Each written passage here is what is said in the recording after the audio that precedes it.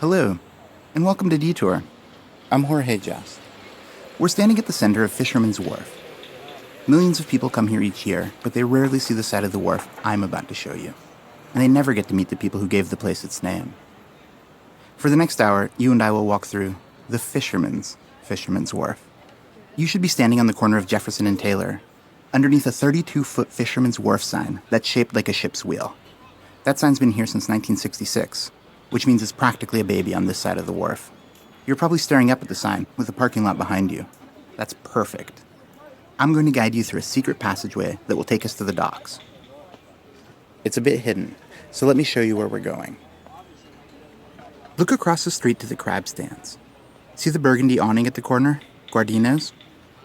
Next door, you've got the Crab Station, Sabella and La Torres, Nick's Lighthouse, and then the turquoise-colored awning for Alioto's. Then look up. The next sign is for Fisherman's Grotto number 9. I want you to meet me between the light blue awning of Alioto's and the dark blue awning of Fisherman's Grotto. Let's walk over now. Cross the street and take a right.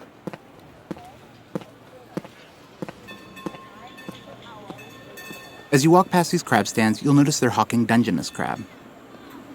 That's sort of the wharf's thing. San Francisco fishermen have been taking Dungeness since 1848, and it's San Francisco's biggest fishery by far, with millions of pounds of crab caught every year. And now that visitors expect crab when they come to the wharf, they even fly fresh crab in during the off-season. Okay, start looking to your left. Once you're standing between Fisherman's Grotto number 9 and Alioto's, look for 2 glass doors that say Passageway to the Boats. They're next to a blue sign that says Public Access to the Bay. When you find those doors, go on through. The crab stand guys won't care if you need to squeeze past them. Lean up against the railing when you get to the other side. For this part of the detour, I'm going to introduce you to someone who knows this spot a little better. He's been pulling crabs from the bottom of the ocean since 1970. He's a commercial fisherman named Mike Mitchell, but everyone calls him Candy.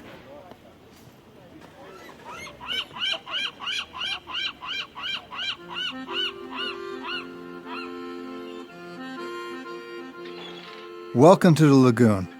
My name is Mike, but people call me Candy. Actually, my first nickname was Zip, like my dad, but when I got down here, there was an older Italian fisherman called Zip. So that was that. Eventually, someone started calling me Candy. Not because I like candy, which I do, but because I was a good guy. Sweet as candy, they said, and it stuck. I've been coming here almost every day for 40 years. So you're in my backyard right now. See the boats to your left? If I'm not out fishing, my boat's a 4-slip from the front. She's called the Linda Noel, after my ex-wife. I've had that same space since 1980. For 100 years, this lagoon's been the center of San Francisco's fishing industry. The original guys down here were Italians. They came during the gold rush and fished in these little sailboats called feluccas. There was also some Chinese fishermen who caught bay shrimp from traditional Chinese junks. Later on, the Vietnamese came in. The wharf gets all types. When I first came down here, I had no idea what I was doing. I think I made $500 my first couple of years. I got lucky, though. Some old Italian guys took me under their wing. They were called the Yukon Gang. They've been fishing together all their lives. There were 7 of us. Chicken Charlie, who was the president, and his brother Chef. And then there was the governor. He was a cook, and Duke Cavello. He's the one that named me Candy. And Paps and Vaughn. I never would have made it without those guys. They showed me how to fish and saved my life at least once. Well, back then, every slip was taken, and every boat was a working boat. But a lot of the old guys have died. There's probably only 20 or 30 boats working here these days. The rest of them are just for show or charter boats. When it's in, the Argo is just in front here. It's one of those charter boats. People pay to go out on them and catch fish and drink beer. You can tell these boats, they don't have any gear whatsoever, except pole holders that are there so you don't have to hold the rod. Next is the Sharon Marie. It's a Monterey. Pretty close to the boat I had when I first started fishing. This one was probably built in the late 20s or 30s. It's been down here ever since. If you look at the fuel logs 50 years ago, this little gal was the most active boat in Fisherman's Wharf. It was owned by a guy named Joe Balistrieri. People thought his crew member was a mute. They called him the dummy. Every day he'd sit in the back of a boat doing his work, not talking to anybody. He was a nice guy, he just didn't talk much. But they still called him the dummy. Let's walk to the right now around the corner and go stand by the third slip. If it's in, you'll see the Spherical there in front of the big 9 on the Fisherman's Grotto sign, right by the lamppost.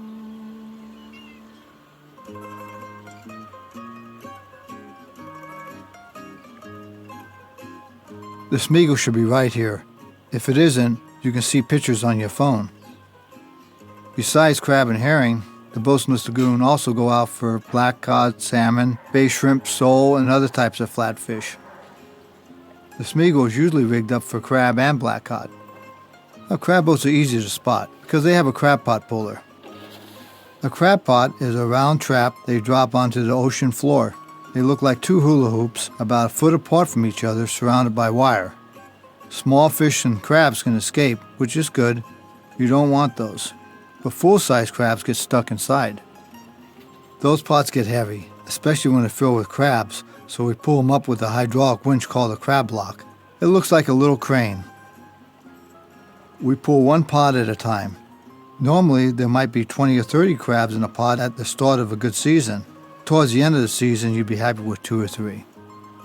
The Spherical catches black cod with hooks, not with a trap. We call it long lining. There's a special puller for that, and you can see it right in front of the mast. You use a very long fishing line that's about as thick as a pencil and very strong. There's usually between 200 and 250 hooks per line. I don't do black cod though. We call it the tool of ignorance because every time you lay a line out, you have to come back and untangle it and then repin it again and bait it. It's a pain in the ass. With long lining, the work never stops. If we're lucky, next to the Spherical is a Johnny L. If the boat is out, you can see a picture of it on your phone. It's a drag boat. See that big spool in the middle of the boat? It has a net wrapped around it? That's called a drag net. It drags on the bottom of the ocean floor and scoops up halibut. It stirs up a cloud of mud on the bottom of the ocean. Fish are afraid of the mud and they turn back away from it, right into the net. We get flatfish, skates, bat rays, jellyfish, rocks, and hopefully lots of halibut. We take the good stuff and throw the rest back.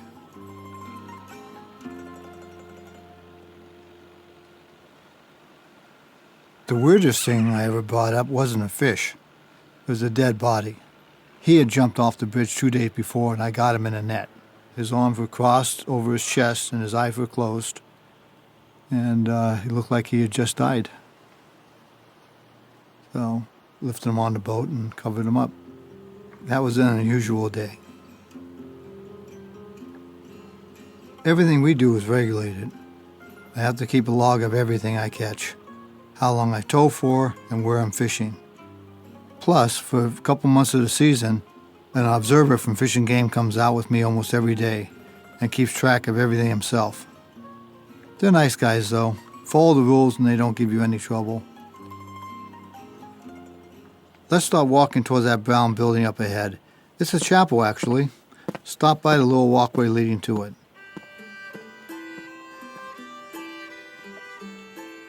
Besides crab, our other big catch is herring.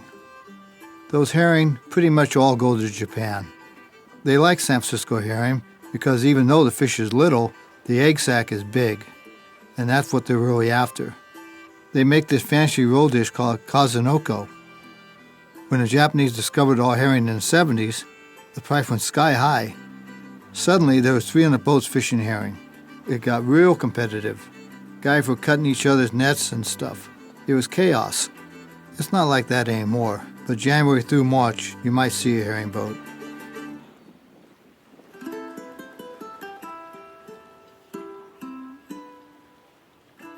Let's head down this little walkway and go past the chapel. Don't worry, I'll tell you about this place later. I want to show you something else first. Turn left past those parked cars, keeping that big door up there, the green one, on your right. and we're walking to Pier 45. This is where all catch is delivered and processed, and it's where I get paid. You know, they tell me it smells like fish out here. Honestly, after 40 years, I can't tell anymore. But when my girlfriend says I smell like fish, I just tell her I smell like money. We don't get a lot of people like you out here, so just try and blend in, and please watch out for forklifts. Go stand over there by that bluish crane by the water, up ahead of us to the left. I'll meet you there.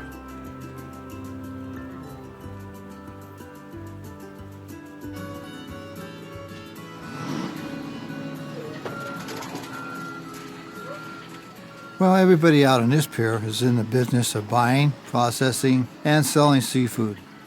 Fish come in Pier 45 from all over the world. If you come here early, you'll see tons of semis loaded with fresh fish from Oregon and Washington, and especially at the airport. Of course, some of these guys buy fish straight from the boats like mine. This is where I come to offload my fish. I fish for Flannery, the first wholesaler on the right. So this is the hoist I use. When you tie up your boat, you position it so the long part of the arm can swing out over your deck, which is where the fish is. You throw your catch into a box, and then they raise it up and bring it into the market. And then they give you what's called a fish and game tag with the weight and the price of whatever you're getting paid for. If you see any boats unloading, look for sea lions hanging nearby, waiting for the fish receivers to throw them scraps.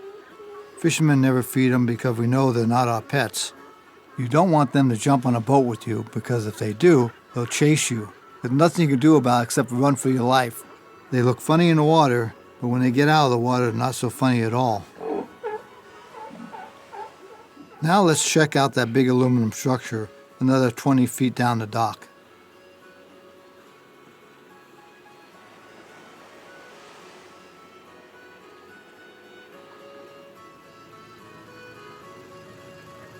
This big metal thing is a fish pump. It's designed for pumping herring off the boats, but it can also pump squid. They call it a wet pump because it actually needs water to work right. If you look closely, you'll see two hoses. The gray one goes into the boat with the fish. The green hose goes into the lagoon because with this pump, the more water, the better it works. It's really a giant vacuum cleaner that sucks fish up in that big round tank.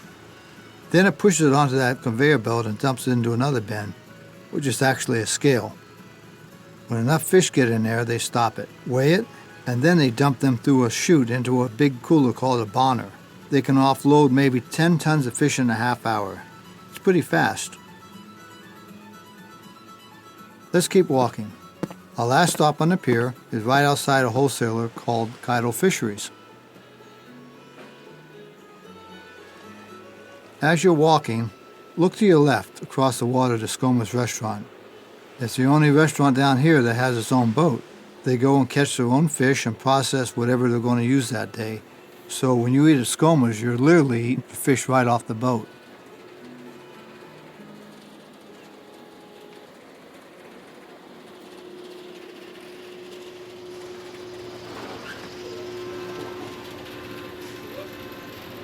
Outside of Encoded Fisheries, you might see some big square cages. Those are used for cooking crabs. Crabs are stacked in one by one, so the legs don't break off. Then they lower them into these big square metal tubs, the ones you see against the wall, a little further down. Those are cookers. They'll cook the crabs in boiling water for 20 minutes or so. I tell my girlfriend that they only scream for 5 minutes of that, but I'm just kidding. And then they put them in cold water to stop the cooking. And then they put them in boxes, weigh them up, and ship them out. Now, if you see any crab pots on the pier, don't be afraid to take a closer look. That string you see on top of the trap is a destruction string. It will disintegrate if the trap is lost or abandoned, so whatever goes in there won't get stuck. Let's turn around and head back in the direction that we came from.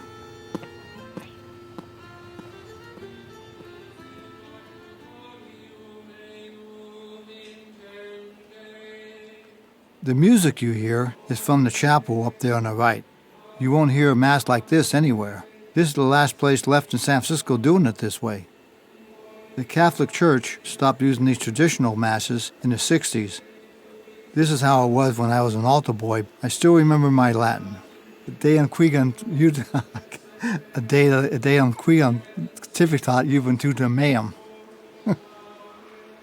If you go on a Sunday, you'll see that the women wear veils and a minister speaks in Latin. It's called the Fishermen's and Seamen's Memorial Chapel, and it's dedicated to the sailors and fishermen that died out here on the bay and ocean. You know, the fog and currents make the Golden Gate Bridge entrance very dangerous. They've documented over 150 major shipwrecks. But that's just big ships. You know, I can't even imagine how many wrecks there are out there of little boats like mine.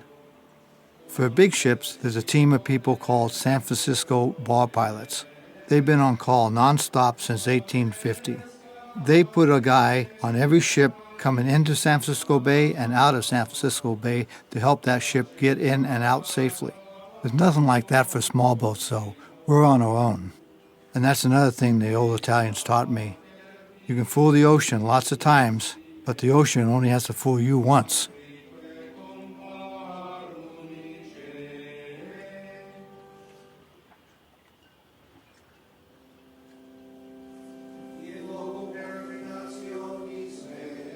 So let's stop here at the chapel. If it's not open, that's okay. We can peek inside the windows. Walk around the building to the right. Let's look in each window. And don't get freaked out if there's someone passed out under the eaves. They're probably just sleeping off whatever happened last night.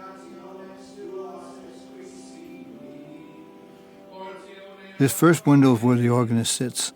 On Sunday morning, she'll be sitting here right in front of us. There might not be too many people here at the regular Mass, but when there's a Mass here because someone did get killed in the ocean, it's very, very crowded. People have to stand outside because they can't fit inside the chapel. It's a sad occasion, but it's a good occasion too. It gives people comfort to come to Mass. I think it helps out a lot. Now let's walk around to the next window. There's even a better perspective from there.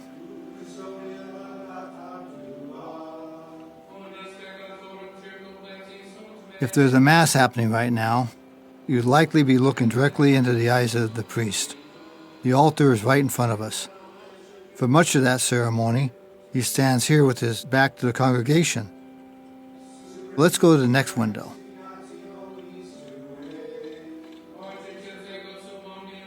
Through this last window, you can get a sense of the setup. It's very small, and on Sunday mornings, about 3/4 of the pews will be full. You'll see a few elderly fishermen's relatives and widows, and sometimes young wives of Vietnamese fishermen. If you look to the right, on the wall near the chapel door, you'll see small plaques with the names of fishermen who've been lost at sea. Unfortunately, there's a lot of them. Those plaques bring back memories of people that I knew that actually did get killed. It's hard because usually you miss that person and remember that person being with them and laughing and talking, fishing next to them, and sometimes you'll see the boat still there, but that person's not on it anymore. And it's a sad thing, but like I said, we accept it. That's the business we're in, and to be a fisherman, you have to learn to accept that. There's no way around it.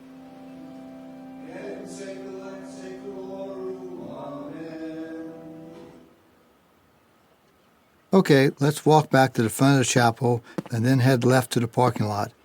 I'm going to have to stay here on this side of the wharf while you continue the detour. If you see me around later, say hi.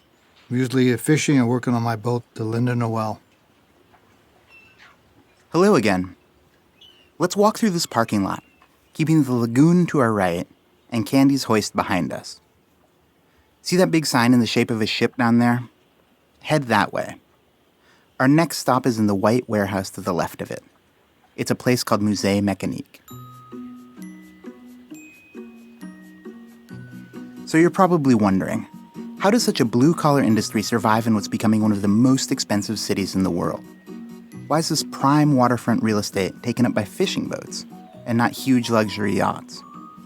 Well, it's by design. The Port of San Francisco has long suspected that if Fisherman's Wharf lost its fishermen, it would also lose the millions of tourists that come here each year. And so they make it cheap to keep a boat here. And that cost hasn't gone up since the 1980s. You could say that this is just another way of keeping something alive that might otherwise fade into the past. The Wharf is good for that, I guess. The place up here to the left, Musée Mécanique, that's another example of someone working hard to hang on to history. Musée Mécanique is the largest collection of vintage coin-operated fun machines on the West Coast.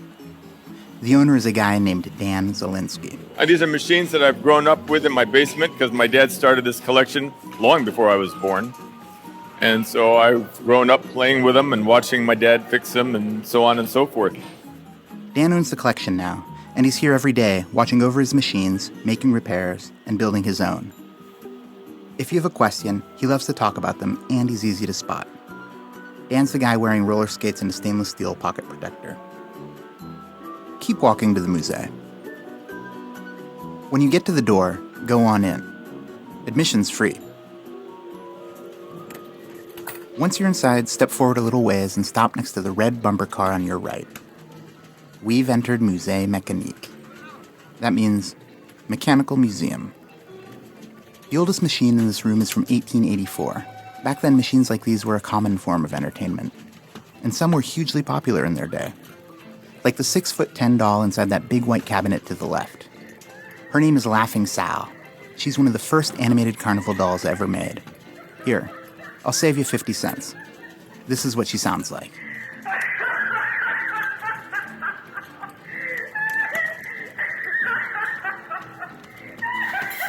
It goes on like that for 3 minutes straight.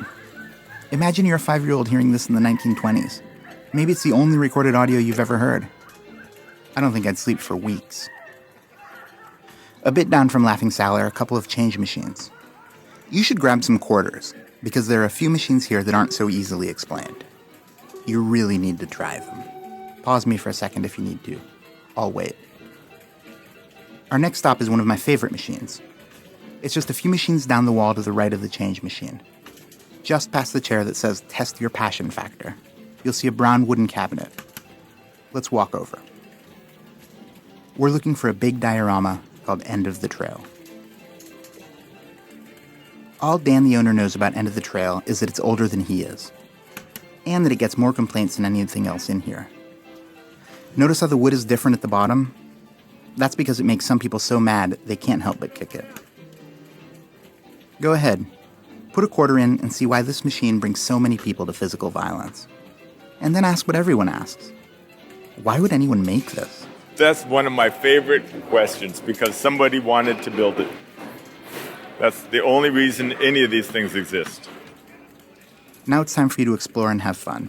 But before you go, I'm going to show you where to meet me when you're done playing games. With End of the Trail on your left, walk forward. You'll pass a museum-style display about the gold rush. And then, in a big plexiglass box on your right, you'll pass a complex and beautiful wooden mechanical carnival. That's worth a couple of quarters, too. Keep going, and then turn right after the next row of machines. Straight ahead of you, past the arm wrestling machine and the big strength-testing hammer on the left, are 2 gray doors. When you're done playing games, meet me outside those doors. I'll be waiting for you against the fence, next to the giant submarine.